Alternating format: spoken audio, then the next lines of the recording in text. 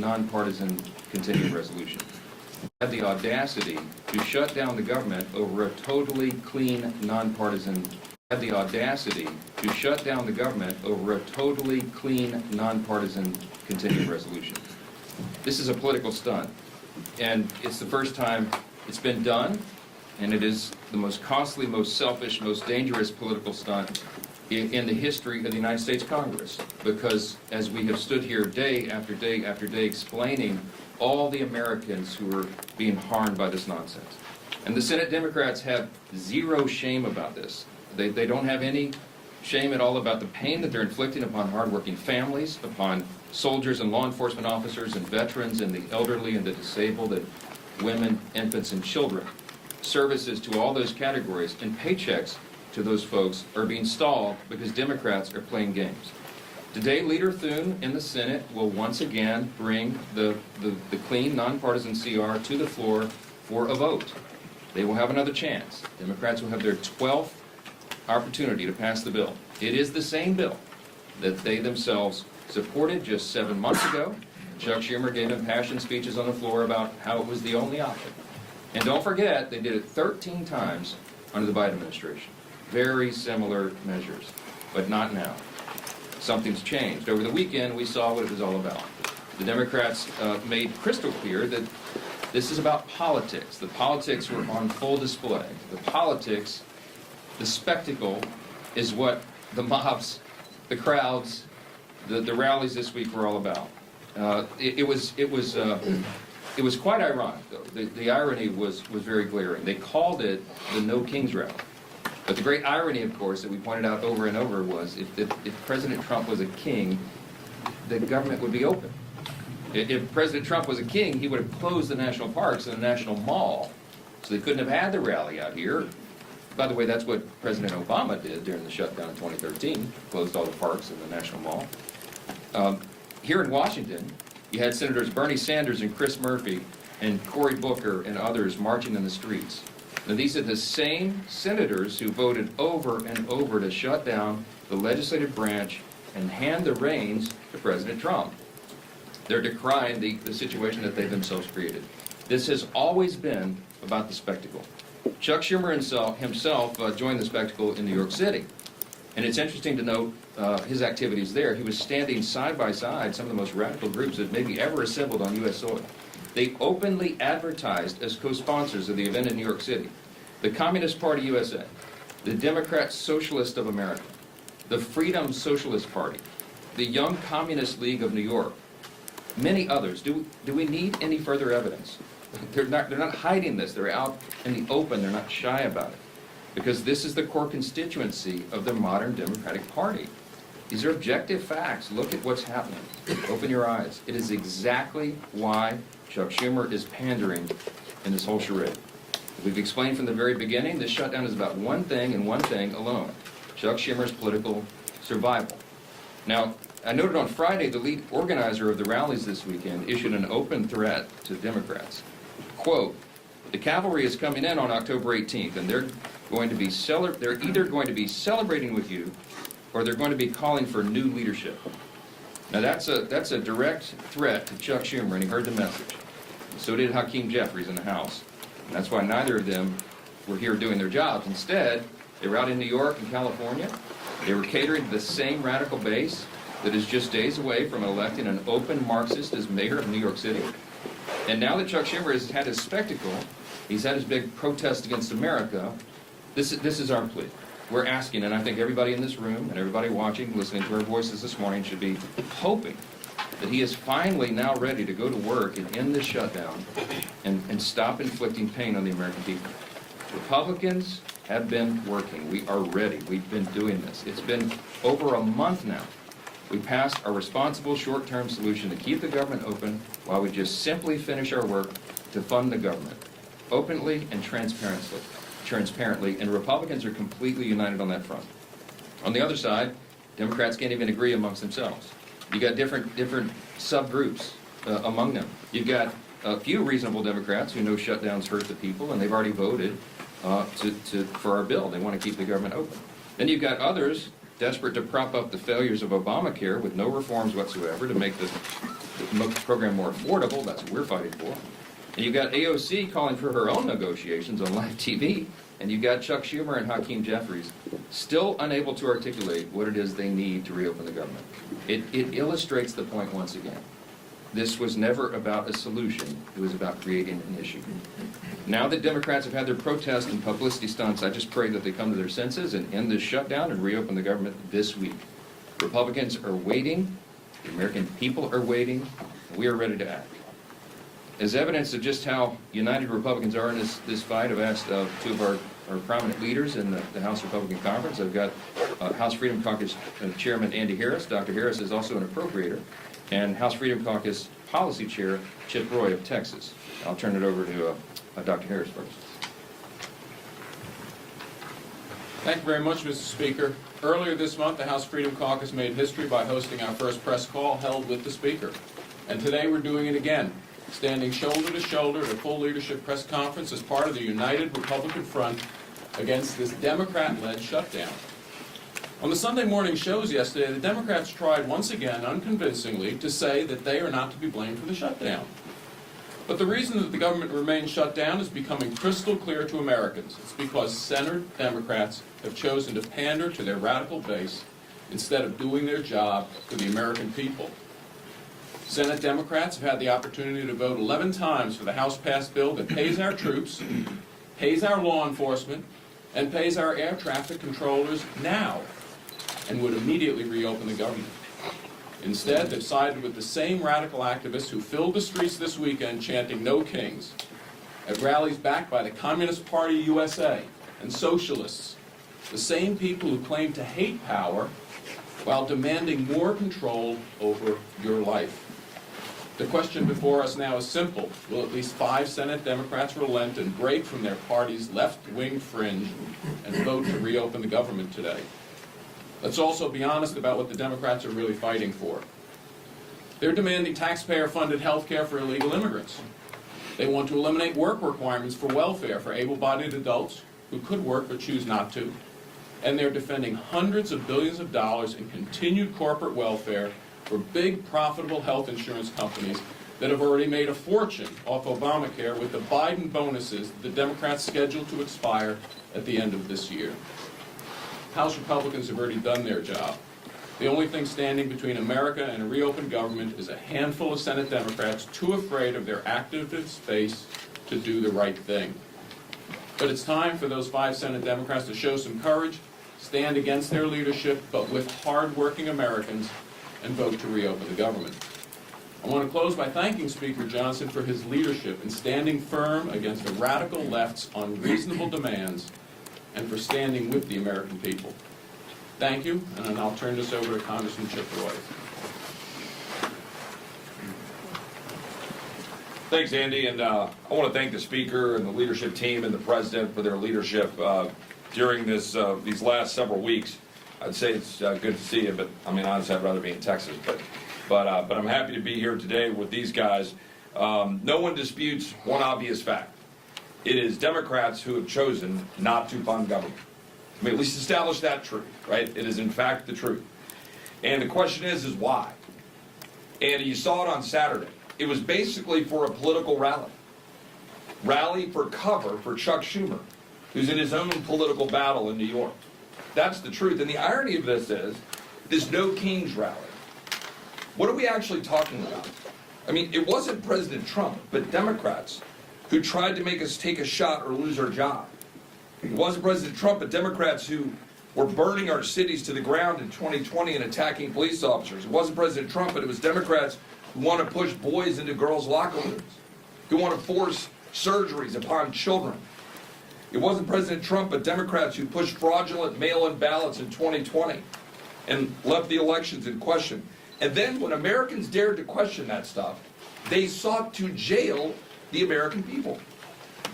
They weaponized the government against the American people. And now they want to turn around and say they're going to have a No Kings rally? This is the dying breath of a bankrupt party, in my humble opinion. All too happy to shut down the government, then have a Chicago teacher walk around with this symbol against her neck. Somebody tell me how that's appropriate. Where are the Democrats that are crying out about how horrific that was? And by the way, where are the Democrats who are calling out the Attorney General in Virginia for calling on the death of children of a political opponent? Where is Abigail Spanberger, one of our former colleagues running for governor of Virginia? Do they not have the courage to call out fellow Democrats for that absurdity? The truth is, we have a president. We don't have a king. We have a president who loves our country, who rightly said yesterday that he's working his ass off to make this country great. He is correct. Brokering peace deals in the Middle East, rebuilding our military, rooting out DEI and critical race theory, declaring cartels as terrorist organizations, focusing on Antifa, defunding the World Health Organization, getting us out of UNRWA, making sure that we target the Southern Poverty Law Center, who are, going after people like our friends at the Family Research Council, or ultimately Charlie Kirk. Securing the border, passing the Lake and Riley Act. These are the things the American people want us to do, not shutting down the government for political rallies. And the truth is, the Marxists, the radicals, and the Islamists, the Democratic Party promoted this weekend, they cannot handle the truth. The truth is that there is a king, and that king is Jesus. And the president has been willing to say it, his administration has been willing to say it, and Charlie Kirk was willing to say it, and he got killed for it. Democrats are using this ridiculous political exercise to hold hostage the government of the American people, pretending it's about health care. Meanwhile, it is Democrats who have been holding the American people hostage to an unconscionably broken health care system that they themselves created. We're saying no more. We're the party that's standing up for hardworking Americans who can't afford health care, who can't afford insurance. We're not for giving more money to the insurance companies. We're not for a $400 billion blank check to big corporate America and corporate welfare, like my friend from Maryland said. We're not for health care for illegal aliens, but for standing up for American citizens to be able to afford health care, to carry forward the president's good policies, like short-term limited duration plans, and other ways that people can actually go and afford health care. We're for law and order. We're not for hate-filled lawlessness. We're for common sense, not radical surgeries on our children without parental consent to say a boy can be a girl. We're for the message of hope. Hope born in the freedom of those who fought to give it to us through their blood, and also through the blood of our Savior Jesus Christ. Republicans are working to make America great again. Democrats have been trying to run out the clock. And for Hakeem and Chuck, their time is up. Turn it over to Steve. Thank you, Chip. Well, you can see Republicans are united strongly in working to open the government back up. We all voted to prevent a government shutdown, and that bill went through the House weeks ago on almost exclusively a party line vote. And since then, for weeks and weeks, that bill has been in the Senate, where Democrats, led by Chuck Schumer, consistently have voted to shut the government down. And we've said all this is about is Chuck Schumer trying to appease his most radical base, the most far-left elements of the Democrat Party, the people who have taken over the Democrat Party. Frankly, they've held Chuck Schumer hostage, and so now Chuck Schumer is holding the American people hostage. And this weekend, we got to see on display what that Hate America rally we've been talking about was really all about. You could see some of the signs. These are just a few. But over and over again, you could see signs like 8647. I think everybody knows what that's about. Multiple signs like that advocating for the death of our president. And where are the Chuck Schumers of the world calling that out? They didn't call it out. They actually went and celebrated with those people that are advocating for the murder of President Trump and other Republicans. It's insanity. Yet that's where the Democrat Party in Washington has gone. Most Democrats around the country don't buy into that far-left radical socialist base that Chuck Schumer's catering to. And that's why so many are walking away from that party. But in the meantime, that's who is controlling the Democrat Party here in the United States Senate and in Congress. And that's why we continue to be at this stalemate. Not because there's some ability for us to come together and find a common ground. We've been trying. We had a provision in the Working Families Tax Cut that would have lowered premiums for families, health care premiums, by 11%. It was scored by the Congressional Budget Office to do that. 11% reduction in premiums for families. And you might ask, well, why is that not law of the land? Because it passed the House. But when it got over to the Senate, it was Senate Democrats who went to the parliamentarian and fought to get that provision removed because they don't care about lowering premiums for families. They really don't, and they showed it over and over again. What do they care about? They care about catering to the most radical elements of their base. You could see the sponsors, and it's been mentioned before, the Communist Party of America, the Socialist Party. Well, that's who's taken over the Democrat Party. It's not who America is. America is not a socialist nation. It's surely not a communist nation. But the Democrat Party here in Washington is trying to pull the country down that rat hole. We've seen it over and over again. That experiment's been tried time and time again, and you can go look at the scrap heap of history to see other countries where it's failed. Why won't they go protest over in those countries and just be a part of those countries where it's already failed? But they come here and they lie about our president. They call him a king, where ironically, they're also advocating for the death of that democratically elected president. And so you've got to see it all on full display. And hopefully that's what Chuck Schumer needed to go through to show them that he's still keeping the government shut down to appease that group. But now that rally is over. And the pain that he has inflicted on American families continues. It's time for Chuck Schumer to end the pain he's inflicting on millions of American families. And finally, vote. Just 5 Senate Democrats need to come together to vote to open this government back up again. We still have big differences, and we'll be negotiating our differences in the weeks ahead. But it's time he releases the American people from this crazy experiment. With that, bring up our whip, Tom Emmer.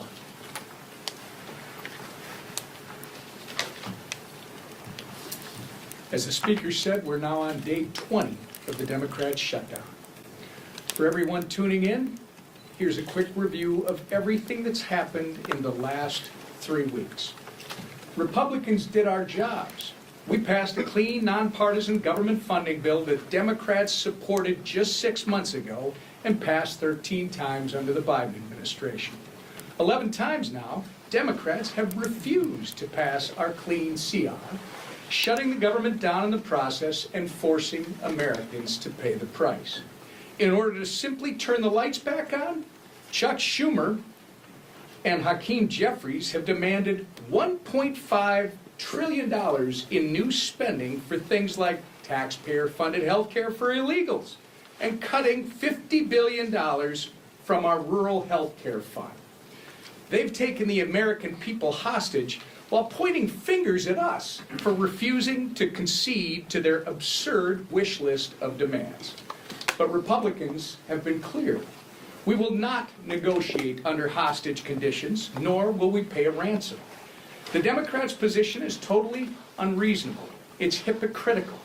And it's pure partisan politics in a desperate attempt to score points with the radical, pro-terrorist wing of their party. Now that their Hate America rally is over, I hope that at least 5 Senate Democrats will finally do the right and responsible thing by breaking ranks with Chuck Schumer, passing our clean CR, and reopening the government. If they continue to refuse, we're going to continue to hold them to account. And I hope members of the media in this room are going to do the same. With that, I turn it back to our Speaker, Mike Johnson. Okay, any questions? Mr. Speaker, Good good morning. Good morning, thank you. We understand concerns about air traffic control. We understand that they're going to lay off workers at the they're going to lay off workers at the Nuclear Security Administration. What keeps you up at night about what parts of this federal government are not operating? Well, those are 2 good examples. The question is, when the administration is required to triage federal spending, they have to look and evaluate what are the most essential and what are the less essential functions of the federal government. And they look at policy, personnel, and all these offices. But the things that concern me the most are TSA, for example. I mean, you're right. We are shorthanded already with air traffic controllers, with TSA agents, keeping the airports safe and our flights safe. We cannot afford this nonsense. And I think the Democrats in their heart of hearts know that. But you're talking about nuclear deterrence.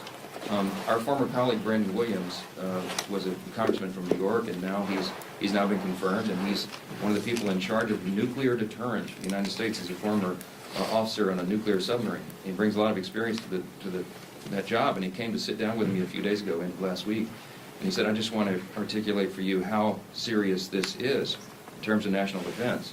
And we didn't get into the classified parts there, we weren't in the SCIF, but suffice it to say that every day that the government is shut down, it is a danger to the American people. We're in a nuclear arms race with adversaries right now. It can't be any more serious than this. China, Russia, Iran, North Korea, you've seen what they're up to.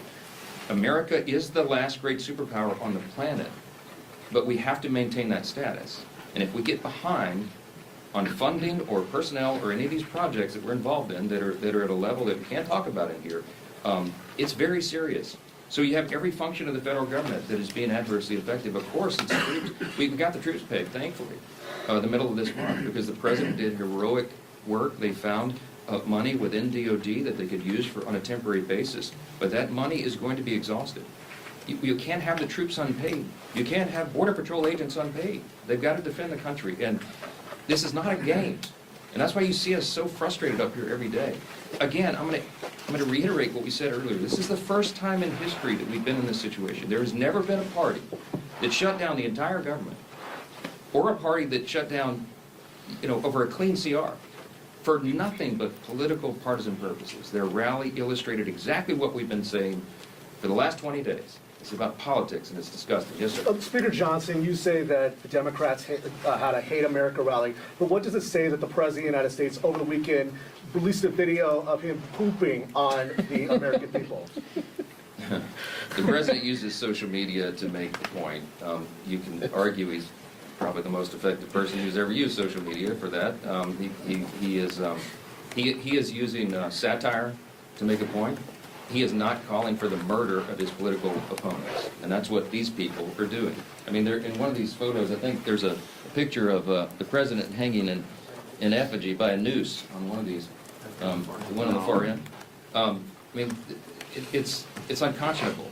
Look, America is built on the idea of free speech. You have the right to protest. Of course, we jealously guard that. I mean, Chip and I are attorneys. We've defended that right in the courts.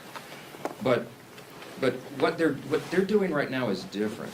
They are trying to incite violence. It's not funny. You don't mock a president who has already had 2 failed assassination attempts on his life. This is not a game. And the idea that communists would be supporting this is unconscionable to us.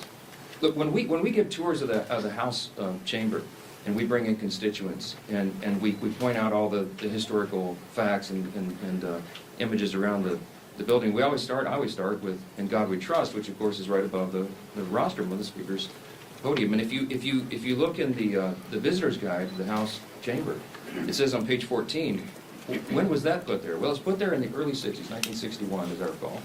And it says in the guide that it was put there, Congress voted to put that there as a rebuke to the Cold War era Soviets.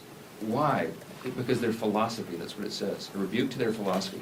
Their philosophy was Marxism. Marxism begins with the premise that there is no God. It is antithetical to who we are as Americans. The Declaration of Independence says we're created by God and He's the one that gave us our rights. It is in God whom we trust. That is the national motto. That's what America is built on. What those people are advocating for is at its essence un-American. And when they go the next step and they call for violence on political officials in an environment that is already a heightened threat environment, it's dangerous stuff. They had the right to do it. Congratulations, they didn't burn any buildings down. That's a big achievement for the left, to have some kind of gathering where they don't have a looting and riots and burn a building down. There was, I think, some in Portland, they threw bottles and bricks and stuff at the ICE facility because that's what they do for fun now out there. But they had a free speech event. Congratulations. But you need to look past that and look at what it is they're advocating for openly, and it's really scary stuff. Mr. Speaker, we know Senator... I was actually pointing to her. I don't think you've asked a question before. Go ahead. Hi, Oriana with Notice. So Arizona Attorney General Chris Mays said over the weekend that she plans to file a lawsuit against you for not swearing in Adelita Grijalva. Have you or your office spoken to her in the last couple of days about that, and what's your response to that? Oh, my goodness. Okay, yes, so there, yet another Democrat politician from Arizona is trying to get national publicity, so now it's the state AG who's going to sue me because Grijalva is not, Rep-elect Grijalva is not yet sworn in. Let me go through this again for you, and I have some updates. First of all, I'm following the Pelosi precedent. I was on some of the Sunday shows and was asked about this because this is all they have to talk about right now. When Julia Letlow was elected under very similar circumstances to fill the seat of her deceased husband, who passed away tragically by COVID, Nancy Pelosi, Speaker Pelosi at the time, took 25 days to administer the oath of office to her. It wasn't just Julia. The Pelosi precedent extends even further because when Pat Ryan and Joe Sempolinski were elected, during an August recess, they waited 21 days to administer the oath to those two rep-elects because they were not in session. We are not in legislative session. The chronology is important. Rep. Grijalva won her race in, I think it was the last week of September, after we had already gone out of session. So I will administer the oath to her, I hope on the first day we come back, legislative session. I'm willing and anxious to do that. In the meantime, instead of doing TikTok videos, she should be serving her constituents. She could be taking their calls. She could be directing them, trying to help them through the crisis that the Democrats have created by shutting down the government.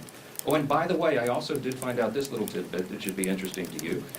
When a rep-elect comes in on a special election in particular, it is up to the leaders of her party, his or her party in the House, to give them guidance and direction. One of the first things they do is reach out, what we do, is reach out, majority leader, or reaches out to the rep-elect and says, hey, welcome, congratulations, here's all the things you need to do. Here's the office of the Chief Administrative Officer of the House, and they will help you get all of your computers set up and your passwords and all the rest. That call was apparently never made by Rep. Grijalva, and I don't know if the Democrat leader's office didn't inform her of that. But I found out this morning that the person who runs that office in the Chief Administrative Office is on furlough because they voted to shut the government down. And so that person didn't reach out affirmatively, but now it's been sorted out, and I'm told they're going to her office today because she made a TikTok video saying that she couldn't use her computers. Well, she'll be able to use her computers now. Okay, she has 16 staffers. They need to be taking calls. They need to be helping their constituents, just as Republicans are out in their districts right now, helping them navigate the chaos that is created by Democrats who are playing political games. Are we not fast approaching the point where this CR doesn't buy you time for appropriations? Well, I would defer to my appropriator buddy up here, but here's the thing. The appropriators have been doing great work. They're continuing to work. Even during the shutdown, they're working individually and on their subcommittees and among themselves and even across the aisle to get the next batch of appropriation bills ready for passage. Is the time eroding quickly? Yes.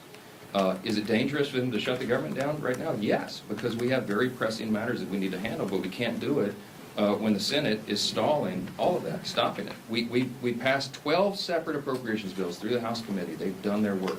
3 of them off the House floor. 3 bills off the Senate floor. They don't match up exactly, so we're going to conference committee on that. We have to finish that process. We have to rebuild the muscle memory for regular order, because that is how we serve as good stewards of the American taxpayers. We're anxious to do that. We hope the Democrats will see the light. We hope that you will ask them the tough questions this week. Why in the heck are you doing this? What is the point? What is the purpose? And don't let them say it's about Obamacare subsidies, because that was always going to be the subject of debate internally and across the aisle between the caucuses and amongst everybody in the month of October. And they are now eating up the clock for us to have the thoughtful debate about reforms and things that might be necessary if indeed that's going to be extended. So it's on them. You need to ask them the tough questions. We're here to do the work. We'll continue to do it. Thank you all.